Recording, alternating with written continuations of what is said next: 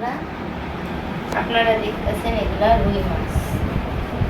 আসলে দাম বেশির কারণে গরিব মানুষেরা খেতে পারে না, এই জন্য আমাদের তো তেমন একটা খাওয়া হয় না, আমরা তো গরিব মানুষ। তাই অনেকদিন পর আমার হাজব্যান্ড এখানে 800 টাকার মাছ নিয়ে এসেছে। আসলে এই মাছগুলো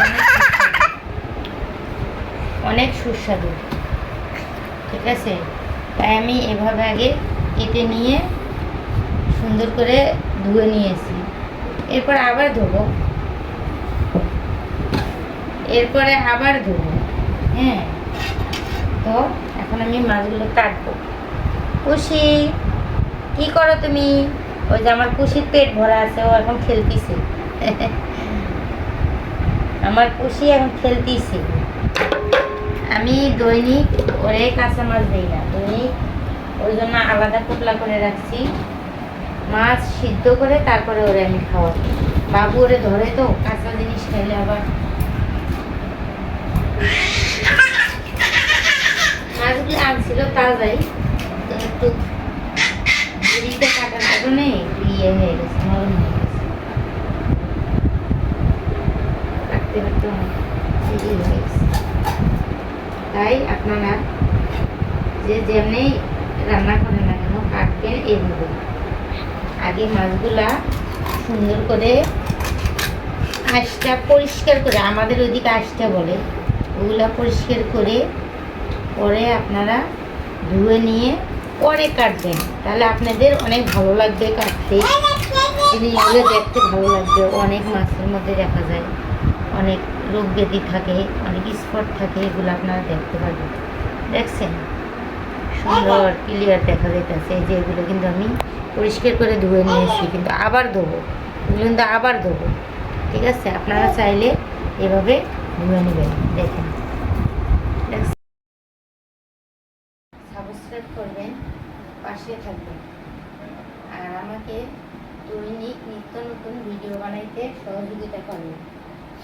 আসলে আপনারা যদি সাবস্ক্রাইব করেন, ভিডিও দেখেন ঠিক মতো, তাহলে আমার উৎসাহ বাড়ে, ঠিক আছে। তো আপনাদেরকে আমি একটা কথা বলতেছি বারবার, যে আসলে মাছটা বাজার থেকে যখন আনে, আঁশ ফেলার পরে আপনারা ধুয়ে নেবেন অবশ্যই। কারণ মাছে অনেক, নদীতে অনেক আবর্জনা থাকে, এগুলা আঁশের ভিতরে বোঝা থাকে, এগুলো আবার পরিষ্কার করে যদি সাথে সাথে আপনারা চাকা করে নেন, কিন্তু চাকার মধ্যে সেই জীবাণুটা অবশ্যই পৌঁছায়। কারণ আপনারা তো এটা হুইল করে দিয়ে ধুইলেন, ঠিক আছে। অন্তত উপরের ময়লাটা আলাদা হয়ে যাবে।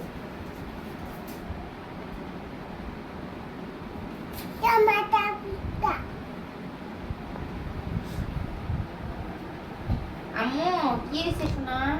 কি হয়েছে? এদিকে আসো, আসো পাখি, এদিকে আসো, এদিকে আসো। কি হয়েছে আমার কলিজাটার? কি হয়েছে? এদিকে আসো। বদ অভ্যাস। যাও, এ বাসা থেকে বের হয়ে যাও।